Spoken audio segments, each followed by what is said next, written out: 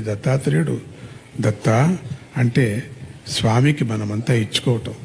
దత్త అంటే నువ్వు నాకు నా దగ్గరే ఉండు అని కూడా మాట. దత్త అనేటువంటి పలుకు దత్తగా వెళుతున్నాను, నీకు దగ్గరికి వచ్చేస్తున్నాను, నువ్వు నా దగ్గరికి వస్తున్నావు అనేటువంటిది. ఇట్లా మనసులో ప్రార్థన చేసి స్వామిని వేడుకుంటే అన్ని కోరికలు మనకు తీరుతాయి. ఎందుకంటే మనమంతా కలియుగంలో అందరికీ కోరికలు ఎక్కువ ఉంటాయి కదా. ఎంత చెప్పినా, ఎంత వేదాంతం చెప్పినా, ఎంత జ్ఞానం చెప్పినా, ప్రపంచంలో అశాశ్వతమని ఎంత పలికినా మాటికి మాటికి అదంతా ఆ ఉపన్యాసం అయిన తర్వాత మళ్ళీ కోరిక ఉంటుంది. కోరికనే ఉంటుంది. ఆకలి, దప్పి, మానము, మర్యాద ఇవన్నీ ఉంటాయి. ఇవన్నీ తీరాలంటే దత్తుడిని ఆశ్రయించాలి. వైరాగ్యం తానుగే కలుగుతుంది.